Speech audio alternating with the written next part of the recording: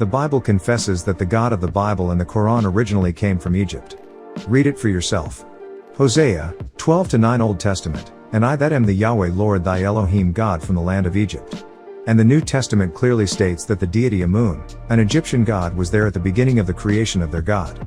Revelation 3:14, these things saith the Amen, the faithful and true witness, the beginning of the creation of God, as we told you it all came from Egypt.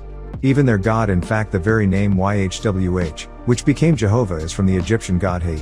Backwards you get YHWH. The Y is always a T, Hu or Uwa, as used by the Muslims, is also from the same name. It all comes from the same place, Egypt. The purpose of this guidance from the masters is to show you how many at rulers of ancient Tama-Re Egypt were indeed Negroid or Nubian. Later, mixing in with Indo-Arabs, they produced what is known today as Nubians, not to be mistaken for those of Nuba in the Sudan of Africa. Nubians are known by many, yet not by those whose heritage they belong. You must realize your great heritage. Take a firm grasp of it and hold on, and don't ever let it go or let it get away from you again, for another. Give them back their Roman Catholic, Christianity, Christism, which became many sects and denominations. Give them back their Indo-Arab Islam, Mohammedanism, Muslimism, the Arabs, which also became many sects and groups. And their Hebrewism, Israelitism, which is the Phoenicians and is the Russian mixed Palestinian religions. Many Europeans and Euro-Americans alike would have you accept Tama-Re Egyptians as only those rulers from after a certain dynasty, which after a certain amount of mixing had occurred through the invasions of the Heka-Kasut Hyksos cursed seed of Canaan. And then again, after the immigration law was broken by Khufu, who was the incarnation of the deity Shamash, he allowed foreigners into the land of ancient Tama-Re Egypt. This same law was then broken again by Cleopatra VII. By doing your own research, you will succeed in finding and collecting much information that even some of the most outstanding historians and anthropologists, both ancient and modern, have not revealed to you. The evidence is as plain as the nose knocked off the Sphinx's face. Why? Because it is all inscribed in stone, recorded on monuments, undeniable evidence of facts on ancient Tama-Re Egyptian civilization, and the Negroid race to which they originally belong. Millions of dollars have been spent in expeditions and explorations to find and unearth the marvelous wonders of the land of the true rulers of this planet. But with a few exceptions, these experts have failed to tell the racial background or give deserved merits to the ancient Tama-Re Egyptian culture and the true identity and characteristics of the people. Many of these writers, both in school textbooks and general history, refer to the ancient Tama-Re Egyptians as a white race, while others say Semitic stock, using the unproven Bible term which has become a slogan in all such histories, and of course that the ancient Egyptians were not Negroid. And all of your Bible stories about Egypt are not true nor proven. They are all myth. One can see that the validity of these authors' statements are null and void. The ancient Tama-Re Egyptians were not of a European and Euro-American nor of their fictions, Bible or Quran stories as a Semitic race. In the Bible, the Semitic are those who claim to be the children of the biblical patriarch of Abraham, called the Hebrew because he crossed over the Tigris-Euphrates, however found in the Old Testament in the book of Genesis 14:13. There was an Abram, whose name was changed to Abraham or Ibrahim by Muslim to hide the fact that he was a Chaldean, and they were also Negroid. The Bible and the Quran are books copied from the cuneiform tablets, and so are the Enuma epics, the Atrahasis, Gilgamesh, Elish, and many more. All the Bible and Quranic stories come from the Sumerian tablets, which came from Egypt with added lies and fiction to them. What is even more unacceptable is the fact that they still hold this true today, and if you don't believe their lies, you are the cult. All monotheism religions are the real man-made religions, Judaism, Christianity and Islam all man-made. A certain man who was a frequent visitor to black communities in America and immigrated to America, yet a native to the country of Tama-Re Egypt, was very surprised when he looked on his paperwork and it had Caucasian as his race. His name was Mustafa Hefni. He filed a suit to get the federal government to change his racial classification from white to black. Who are they trying to fool? There are many people who are American and Negroid that look very much the same as the real Tama-Re Egyptians in Africa. Just look at the picture, they are the same seed. Tama-Re Egyptians are not, and have never been Caucasoid. And nowhere will you find Caucasians by race, as being indigenous to any part of Africa and ancient Tama-Re Egypt, Sudan, Africa. Now many of the foreign invaders were Caucasoid and have tried to pass themselves off as Tama-Re Egyptians. Yet, they know nothing about the culture, language or people. Look at this Nubian male, the great Uttist Hamza al-Din of Nubia, and this female. You can see they are of the same seed. This woman, known as Mary C. York, mother of our Supreme Grand Hierophant, Amanubi Rikta, you see for yourself. In actuality, none of the European and Canaanites know the true Tama-Rayat Egyptians, for there are many foreign invaders such as Turks and Greeks and Canaanites who have supplanted and assumed this identity, your identity, as their own. The original Tama-Rayat Egyptians were full-blooded Nubians or Negroids, and are the same people or Negroids or Nubians that you will find in America and Africa today after mixing. Accordingly, because of foreign invaders mixing with your ancestors has occurred, so some of the dominant features are not as prevalent in all the people that are Negroid. However, many of these characteristics are still dominant along with various features seen today, yet and still the people are Tama-Ray Egyptian.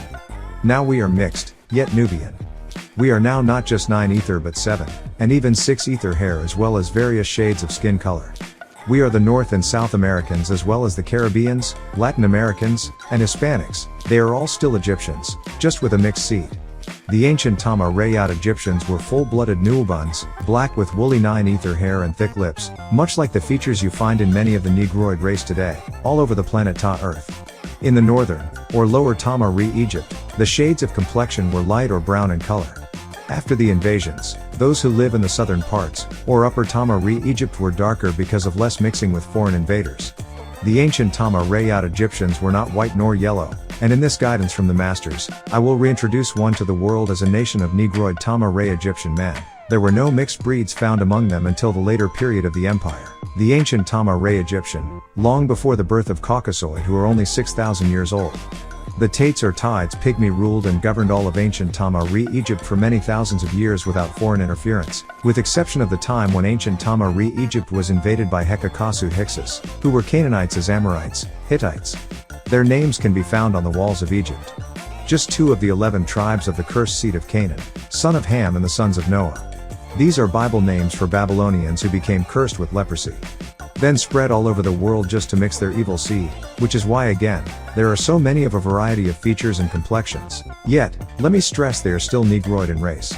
Their historians and philosophers are confused and refuse to allow anyone to see the fusion right, of the right knowledge about a people who are one and the same race. In the Old Testament, in the book of Genesis 11:5-8, it speaks about the Negroid deities, gods of the Bible, coming to the earth and wanting to confuse the language of the people, after they were already speaking one language and had become unified. Now, one must ask, why would the deity of the Bible want to confuse the people once they had become as one? The deity of the Bible was not the deity of these people. This was the beginning of divide and conquer. Divide the people amongst themselves, so they can't communicate with each other. These deities were afraid of the potential these ancient people were capable of, because once you have a unified force, mind, body and soul, there is nothing one can't do.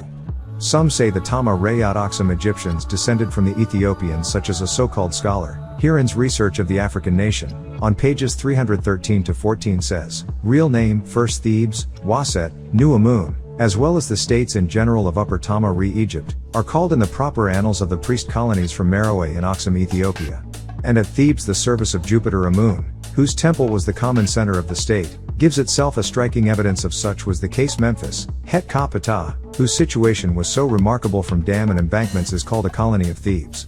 The other cities of Egypt likewise derived their descent directly or indirectly from Ethiopia, of which they considered themselves as colonies, and which their religion and institution furnished abundant proofs. The ancient cities of Meroe and Nahisi, Nubia, Sudan, Africa, were ruled by the same people that spread themselves as colonies and ruled as the ancient Tama-Ray Egyptian. Because of their great prosperity, they in turn were the parents of others. Did you also know that the pyramids in Nahisi, Nubia outnumber those all over ancient Tama-Re Egypt? An example of scientists making attempts to discredit the true identity of the ancient Tama-Rayat Egyptians, written by the scientist, Pritchard, in his Natural History of Man page 153 says, true Negro confirmation requires no comment, but the practical eye readily detects a few heads with decidedly mixed character, in which those of the Negro predominates. For these I propose the name of the Negroid crania. For while osteological development is more or less that of the Negro, the hair is long but sometimes harsh, thus indicating the combination of features which is familiar in the mulatto of the present day. There remains other examples in which the Caucasian traits predominate, but it is partially blended with those of the Negro. The pictures on the wall alone clearly say otherwise. This makes no sense. Certain physical characteristics clearly belong to only certain races of people, Nubian Negroid and their mixed children Nubians, Negros. Pritchard even agrees with this when he states in the above paragraph certain features are predominantly Negro or Negroid, even to the shape of the skull. What Caucasoid or European has Negroid skull traits? You must be able to perceive through the web of deception and be conscious enough to fight the adverse forces at work that make you forget your origins.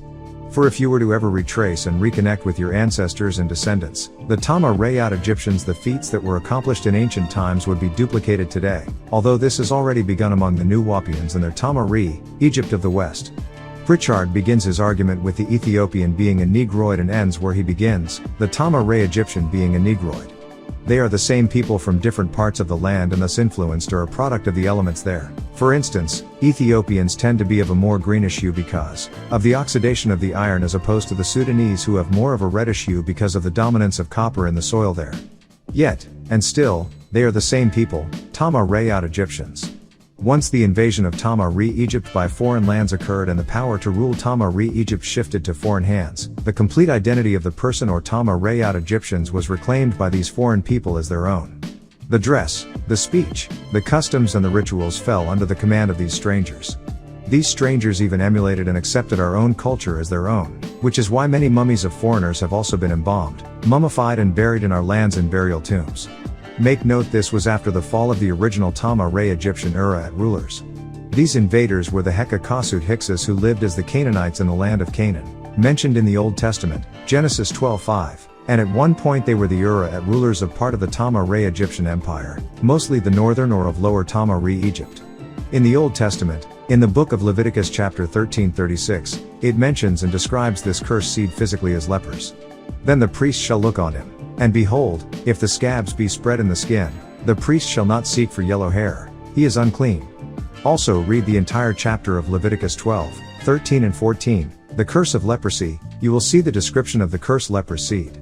From Genesis 9:25, and even Abraham in Genesis 24:3 told his sons not to mix with the Canaanites, and also his son Isaac. Genesis 24:32 repeated this commandment from their God YHWH. If you go to Leviticus 18-7, you will see the curse spoken of as the Ura curse of nudity, which is mentioned way back in Genesis 9:25 and 26. It was considered forbidden to look upon the nudity, Leviticus 18-7, of your parents. This was why Ham's seed became cursed, because he looked upon his father, Noah's nakedness. Ham himself was not cursed. He was black. But his fourth son Canaan was cursed. Canaan was the beginning of the white race. Read Genesis 15 and you will see the enslaver of Abraham's seed were Amorites. These same people throughout history have plagued the world, robbed, and raped people and ransacked everyone's culture, wealth and land all around the world. They are beings without a culture and without a purpose. Everything about them is fake. Their philosophy of conquer, convert or kill them, was their creed for the crusade. They couldn't have lived during the time of Aset, Alset, Isis, and Asaru, User, Osiris, and that is why they had to reenact the life story of the ancient Tama-Re Egyptians to live and experience it. That is why they are the best or masters of acting and theatrics. They have been playing the parts of others since the beginning of their story. When the Hekakasut Hyksos came, they conquered a small area called Gebaline in the delta along the trade route to southern Palestine and reigned for a period of 100 years. Yet, this was ended with the rule of Ephrati Pharaoh Seqen-Ur-Tau-I and the line of Nubian Ura at rulers that started the rulership of what they record as the 18th dynasty. Pritchard offers his comments about the features of Tama-Re Egyptians. In their complexion and in many of their physical peculiarities, the Egyptians were an African race in the eastern and even in the central parts of Africa. We shall trace the existence of various groups in physical character, early resembling the Egyptians, and it would be difficult to observe a gradual deviation among many African nations of that continent from the physical type of the Egyptians, to the strongly marked character of the Negro without any very decided break or interruption. This statement is true. Not to mention a gradual change in complexion occurs in everyone after standing in the sun for a period of time, yet it does not change one's race or one's genetics. Read the Sons of Canaan scroll number 145 and the Melanite Children scroll number 133. You must see Tama-Rayot Egyptians as a people having a wide variety of characteristics. You will see some discoveries supporting the fact that Tama-Rayot Egyptians were very much indeed Negroid blacks. Rawlinson's, in his History of Egypt, page 24 says, "It is even conceivable that the Egyptians were produced by a gradual advance and amelioration from that of the Negro." Gerald Massey says in his book Egypt the Light of the World page 251 states, "The dignity is so ancient that the insignia of the pharaohs evidently belonged to a time when the Egyptians wore nothing but the girdle of the Negro." This is referring to the ancient Tama-Rayot Egyptians who were known to wear animal skins, such as the leopard skin that were worn by the Wapat priests. In 1883 AD, Captain Burton, an English explorer, wrote Gerald Massey, saying, You are quite right about the African origin of the Egyptian. I have sent home 100 skulls to prove it. The Greek historian Herodotus says, the Colchians certainly appear to be of Egyptian origin, which indeed, before I had conversed with any on the subject, I had always believed. But I was desirous of being satisfied. I interrogated the people of both countries, and the results were, it seemed that Colchian had better remembrance of the Egyptian than the Egyptian had of the Colchian. The Egyptians were of the opinion that the Colchians were descended from the troops of Sesostris' army. To this I was also inclined, because they were black and their hair was short and curled.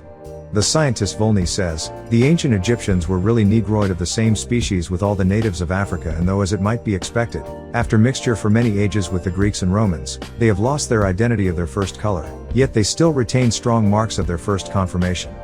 Brush, Egypt under the Pharaohs, page 401, says, I have expressed the opinion that the Egyptian migrated from a prime home in Asia, yet this idea is opposed by another view by a method of historical data that the origin of the Egyptian people would have to be sought in the Nigrition, Negro, Barba, Africa.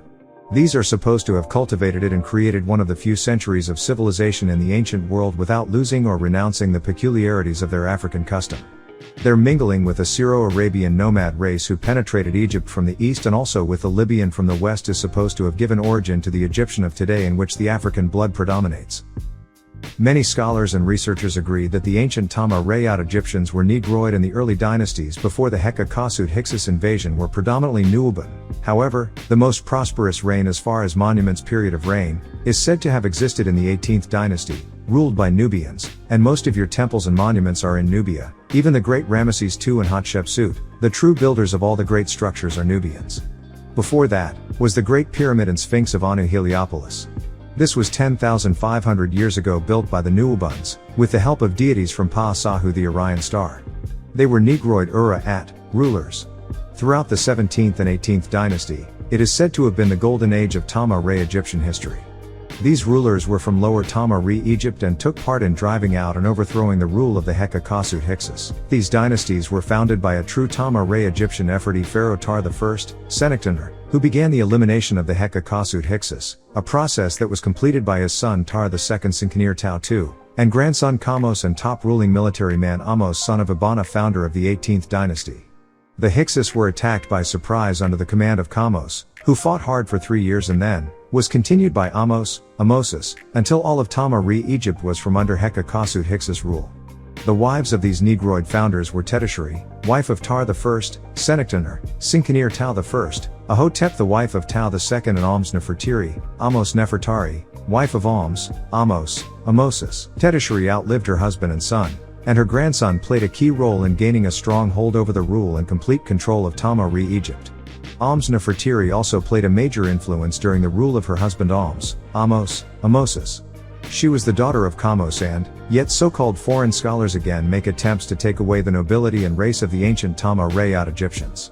Rawlinson says, the complexion of the Ethiopian queen was ebony black, and that she was the most attractive personality and was called the beautiful companion of Alms. Where in the records does it say, this Urit female ruler was from Aksum, Ethiopia, when the word Ethiopian itself is Greek and simply means black? Again, these are terms that were assigned by them, so they will appear to have some kind of dominance over knowledge of one's own self, that through the teaching of the ancient Egyptian order AEO is placed within your reach. If Alms Nefertiri, Amos Nefertari, was able to become wife of the Ephrati pharaoh or Uru ruler and be very influential and productive to help maintain control over the Tama-Re Egyptian empire, which she did, why do these Europeans and Euro-American so-called scholars with their westernized thinking feel it necessary to say she was not of noble or royal birth, and speak about it as an authority on another people's life, culture and land not their own? Why would one begin and then continue listening to another who has no right knowledge, right wisdom nor the right understanding about anything or anyone else on the planet? To put it simply, why would anyone listen to that? Is a person not in a state of nuwapu, or sound right reasoning? What little knowledge they do have is from their own thinking or information that was given to them, and passed down, watered information with their interpretation, for others to accept their word, which has been proven over and over again to be worthless. One must also not be fooled into thinking these boundary lines that are on maps today that divide up the continent of Africa, as if they existed during ancient Tama-Re Egyptian rule. The borders of ancient Tama-Re Egyptian empires were vast and stretched, encompassing most of Africa. This is true by virtue of the fact that in the tomb of Ramesses II tobacco was found, a crop which did not grow in the immediate area of Tama-Re Egypt where Ramesses II dwelled. Yet, It did grow near the western coast of Africa. The borders of the empires were vast, and the mummy they display as Ramesses II is not the real Ramesses II. The truth of this will be taught in the temple or the ancient Egyptian order to members only. There is a key. The Urtat female ruler Nefertiri was still from the same Negroid race, and that is more important than status. Most of these Egyptian women would remain within the bounds of their living quarters. No foreign woman was equal with those wives that were considered common. Yet, they were of the same blood as the Ura-at rulers and Nefertiot pharaohs. This dynasty was actually founded by this Negroid Urtat female ruler, and for this she was the most venerated woman in Tama-Re Egyptian history. She was called the wife of the Neter deity Amun and the ancestress of the 18th dynasty, which marked the glorious period in Tama-Re Egyptian annals. According to Budge's History of Egypt in Volume A, page 182-3 says, "It has often been said that the period of the 12th dynasty was the golden age of Egypt, but if a nation's greatness is to be rated by its material, wealth and power, this title will be more justly applied to the period of the 18th dynasty, which undoubtedly marks the highest point which Egypt's civilization and power had ever reached." During the joint reign of Urtat female ruler Nefertari, and Ura ruler Amosis, was Tama-Re Egypt restored to her former glory. She too outlived her husband and lived during the rule of their son Amenhotep I. Because of this, Urtatot female rulers exercised their authority during their reign. This set a pattern for those to follow after. The reason the names of the pharaohs of the 18th dynasty assumed the name of Amenhotep or Amenephis in Greek, was from their ancestral line from their mother Urtat female ruler Nefertari, who again bore the title as the wife of the Neter deity Amun. Her son and 3 other princes of this dynasty also share the name of Amenhotep or Amenhotepti, meaning the sons of Amun. Amenhotep I, Amenephis, was a great promoter of art and peace, and his name occurs on general monuments in Tama-Re Egypt. These same so-called scholars apply their divide and conquer theory again, and say Amenhotep I, Amenephis I, also married a princess from Aksum, Ethiopia, whose name was Neferti, similar to the name of his mother. The name Neferti was commonly known to the Tama-Re Egyptian Urtat female rulers. This Aksum, Ethiopia that these so-called scholars kept referring to is actually the area of Kush and Nubia, Sudan, Africa, who are definitely Negroid beyond a shadow of a doubt. All Sudanese are Egyptian. They just think they are Arabs, but they are not. If one were to look at the modern maps without the longitude and latitudinal lines, one would see the areas of Aksum, Ethiopia, and Nahisi, Nubia, are right next to each other, which again means the ancient Tama-Re'at Egyptians are and were Negroid, not Caucasoid or some mixture of another unknown, nameless race. They never actually say who the Tama-Re'at Egyptians are, because they are so busy telling you who they are not and they who could not be. Why? Because of their closed and racially biased minds. But of course, to admit this openly would show that the identity of the true founding fathers of all civilization were and are still are Negroid. That is why when they refer to Tama-Re'at Egyptians, they always promote the 18th dynasty, which is also a late period.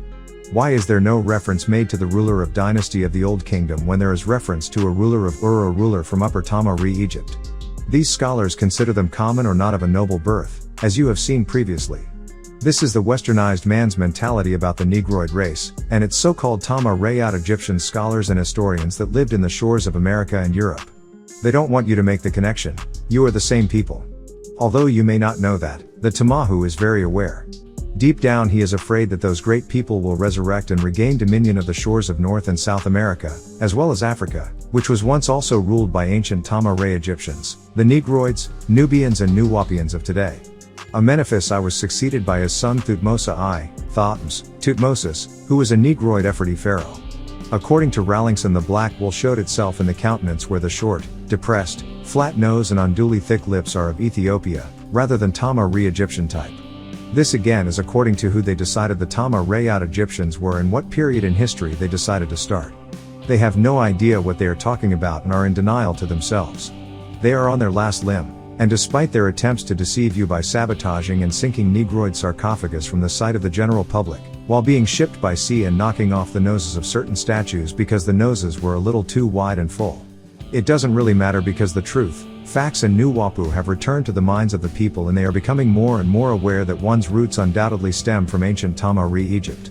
The northern regions, or lower Tama-Re Egypt, such places as Heliopolis, Bubastis, Alexandria, Damietta on up to the Mediterranean, were mixed with foreign people. This happened because they were easier to attack from the water. Once you go down past Cairo, to Memphis, Fayum, Heracleopolis, Hermopolis, Asyut, Abydos, Thebes, Edfu, Aswan, Philae people were all black. These are also the places where all the temples, monuments and statues were found. They keep giving credit to the wrong people. Let me say it again, the original Tama-Rayot Egyptians were and are still Negroid. This is where the variation of features occurred. However, before the European or Caucasoid invasion, thickness or broadness or lack of it, and the variation of features in ancient Tama-Rayot Egyptians, never separated black people from each other. Again, their plan to divide and conquer is the scheme used to give them a little leverage to get in between the ancient Tama-Rayot Egyptians to breed racial complexes, because they cannot get over their own inferiority complexes of their own race. They, the Tamahu, have always been a violent people and get along with no one. While Tama-Rayot Egyptians get along with everyone, and that's why everyone went to ancient Tama-Re Egypt. Pa-Ura, the ruler Thutmose I, Thotmes, Thutmosis, was succeeded by his son Thutmose II, whose reign was very short, and he reigned jointly with his sister, Nefertiti-Wa-Urtat pharaoh and female ruler Hatshepsut. Because of this joint rulership, Thutmose II's power and influence were overshadowed by his sister. Thutmose II was succeeded by his son Thutmose III, who was called Alexander the Great of Tama-Re Egypt by historians. This Nefertiti pharaoh conquered the known world and caused the names of 628 different nations to be carved upon the walls of real names. This was first Karnak and a tablet of victory to be set in the temple. Thutmose III, Thotmes, Thutmosis, was succeeded by his son, Amenhotep II, Amenophis II, who was succeeded by his son Thutmose IV, who married a woman from Aksum, Ethiopia named Mutmuea, who was the mother of his son Amenhotep III, Amenophis III, also known as Neb-Mot-Re. His coronation name followed the principles of Mot. Amenhotep III tried to stress the importance of this nettered female deity by using her formula called Kaima-A, meaning appearing or arising the same time as Mot. There is an inscription referring to Amenhotep III, Amenophis, he who lives by Mot, might. Wilkerson in his book Ancient Egypt, page 42, says about the features of Amenhotep III, Amenophis III, the features of this monarch cannot fail to strike everyone who examines the portraits of the Egyptian rulers, as having more in common with the Negro than of any other pharaoh, in consequence of his mother being of Ethiopian origin. There is no consequence from one mixing with one's own self. The ancient Tama-Re Egyptians in the geological location of Aksum, Ethiopia today was no different than those Tama-Rayot Egyptians in the geological location of Tama-Re Egypt then.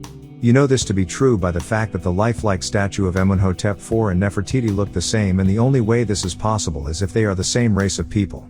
The real picture or face of Nefertiti is not the Romanized one held on display in the Berlin Museum, shown in most books. The Romanized picture of Nefertiti is actually the face of the Roman female deity Athena. Rallingson says in his book Ancient Egypt, Volume 2 page 271, Amenophis III was also a black pharaoh. His mother seems to have been from the Gala tribes of Aksum, Ethiopia. He is supposed to have derived his strange physique from his material ancestors who are thought to have been an Abyssinian of the Gala family. Here they are talking about the Urtat female ruler Ti, who became the royal wife of Amenhotep III.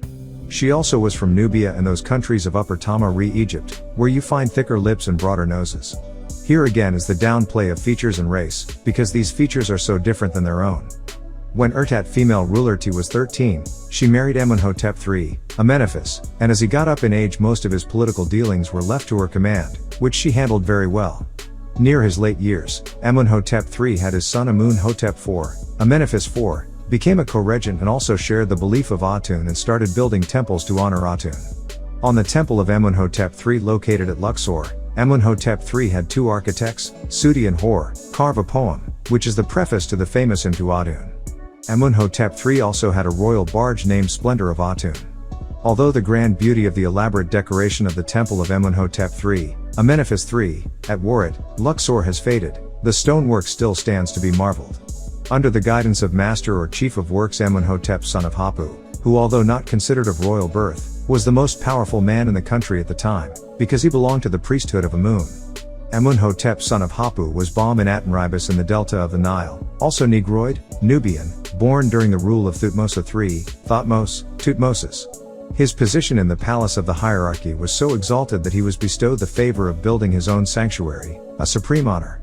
Amenhotep, son of Hapu, was also appointed the master of ceremonies, over military recruiting, directed quarry of the red sandstone called the Miracle Stone, and this stone was said to be under the protection of the Neteratum. The work of this man can be seen all over ancient Tama-Re Egypt from Athribis, his place of birth, to Nubia and Karnak. Statues of him are in the temple of Amun, to intercede to Pa-Neter, the deity Amun, on behalf of the devotee that would come to worship at the temple. He was also surnamed Hui, making him a hereditary prince.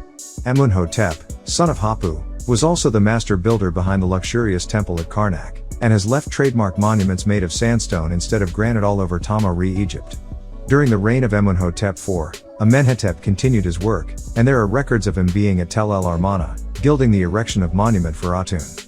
Although the ruler Amun-hotep III started the doctrine or Atun, the full spread of this doctrine was placed in the hands of his son, Amun-hotep IV, Akhenaten, Ankh-Atun. It is because of these teachings that Ankh-Atun was called a heretic king. These teachings seem contrary to the priesthood of Amun, and it appeared Amun-hotep IV, Amenephis, Ankhetan, changed the reverence from all the Negroid deities to the respective one, the source of life being Atun. When in fact all he was saying was to give reverence to all of the Negroid as one. The same concept of respecting nature and all her forces is also found in these teachings and throughout pamphlets of the ancient Egyptian order Aeo. Amenhotep IV or Ankhetan worshipped Atun, meaning the source of all life, which is one of the original triad of Atum-Re, Atun-Re and Amun-Re. This also included the Negroid deities themselves. If one were to read the book that was inspired to Ankhetan to record the ancient Egyptian Book of the Dead, which is properly named Coming Forth by Day, one would see throughout its entirety nothing but praise and prayers of respect to and for many of the Negroid deities. In ancient Tama-Re, Egypt, nature or Neter or Pa-Neterot, the deities were respected for the part they played in man's everyday life. These forces of nature are real forces that respond, and that is why ancient Tama-Re, Egypt was such a successful civilization that the world is still in amazement about today. The reign of Amun-hotep IV, Amen-Haphis, Ankhetori, also referred to as Khwetan, was considered unpopular, and when he passed on to a higher life, he had no male heir to the throne, but did leave 3 daughters. He had 6 altogether. It was a custom that the line of descendancy be passed on through the daughter and not the son. So Ankhesenamun, Ankhesenpatan, the daughter of Amun-hotep IV and Nefertiti, was married to Tutankhamun, who was also a child of Amenhotep IV and Kia, another wife. In this way, Tutankhamun, Neb-Khepri-Re, was also able to ascend to the throne. According to Brugsbay in volume Egypt Under the Pharaohs, pages 5 to 10 to 12, it says that Tutankhamun is called the royal son of Cush, meaning Aksum, Ethiopia. The only reason they are pointing out the fact that he is Negroid is because they cannot claim him as their own. Not to mention, Tutankhamun also bears a strong resemblance to his paternal grandmother, Pa-Ertat, the female ruler Tia, who was undoubtedly of Negroid birth. Pa-Ura, the ruler Tutankhamun, was considered a great politician as well as a statesman. When Tutankhamun ascended the throne of Tama-Re, Egypt, he found the country much out of harmony because of his father's reign. He was quickly persuaded by Ai, and later Horemheb, to re-establish the worship of Amun and move the capital back to Het Kapata, Memphis. In order to restore national unity in Tama-Re, Egypt, Tutankhamun went back to the original faith of Tama-Re, Egypt and restored the worship of Amun. While he previously held the name Tutankhatun, Neb prayer, it was changed to Tutankhamun, which means the living image of Amun. He restored the city of Waset, Thebes, New Amun, to her former glory, with perfect unity throughout the empire. In his brief but glorious reign, Tama-Re, Egypt was at peace with all nations, and Thebes was a world's capital, which is better described in a line of Homer. Not all proud Thebes' unrivaled walls contain the world's great Ertat, female ruler of the Tama-Re Egyptian plain. That spreads her conquest over 1,000 states and pours her heroes through 100 gates. The next set of Negroid Ura-at rulers that are well known reigned during the 19th dynasty. These rulers were known as the Ramessides, starting with Ramesses I, who was said to be the vizier of Horemheb, who ruled Tama-Re, Egypt for a time after the death of Tutankhamun. Ramesses I is said to be the son of Seti, a troop commander under Horemheb. However, other sources say he was also a son of Amun-hotep III that was placed in the care of a king of Aksum, Ethiopia at the age of 5. This Ramesses was also known as Sesostris. Under Sethos I, Sesostris, began the repair of the damage to the sanctuaries and temples of the Neterot deities that had become overtrodden with weeds. Then the great Ura ruler, Ramesses II, built colossal a statue all over Tama-Re, Egypt, and fathered a line of Ura-at rulers that continued on to in the 20th dynasty. One must pay close attention to the faces of these rulers, who were beyond a shadow of doubt Nubian, Nuwapian, Tama-Re Egyptian. The focal point of this is to inform you about the truth of your origin as a people that you should be proud of, that none can deny you of this direct link to the founding fathers of civilization. Regardless if they accept it or not, there is no denying what is permanently carved in stone all over ancient Tama-Re, Egypt. Although many attempts were made to hide this truth from you, It has not worked. The ancient Negroid deities have returned to regain their rightful place, and to put things back in order in accordance with the forces of nature that help keep the balancement and harmony of ancient Tama-Re Egypt and her ancient people in their daily lives. This guidance of the masters is to help you to wake up and realize the direction of the path you must take to find your way home to ancient Tama-Re Egypt, because in order to know where you are going, you must know where you came from. Life usually goes in a cycle with the only thing being constant is change. Are you ready to regain your place also? There were no such things as plagues in Egypt. Everything they said is not true. If you go to the Muslims' Quran and the Christians' Bible, you will find that all this did not take place. Psalms 105:23, Israel also came into Egypt, in the land of Ham. Ham in Egypt, Mitzrayim, is used interchangeably. 1 Kings 9:20-21, and all the people that were left of the Amorites, Hittites, Perizzites, Hivites, and Jebusites, which were not of the children of Israel, their children that were left after them in the land, whom the children of Israel also were not able utterly to destroy. Speaks of the Canaanite tribes, Exodus 25, the iniquity of the fathers upon the children unto the third and fourth generation of them that hate me, the sins of Ham on his son, Canaan, Ezekiel 31:2, Son of man, speak unto Pharaoh king of Egypt, and to his multitude, whom art thou like in thy greatness? Egypt and Israel are equal in greatness according to this verse, Isaiah 19:1, the burden of Egypt. Behold, the Lord rideth upon a swift cloud, and shall come into Egypt, and the idols of Egypt shall be moved at his presence, and the heart of Egypt shall melt in the midst of it. The so-called idols of Egypt still stand. This is misinformation.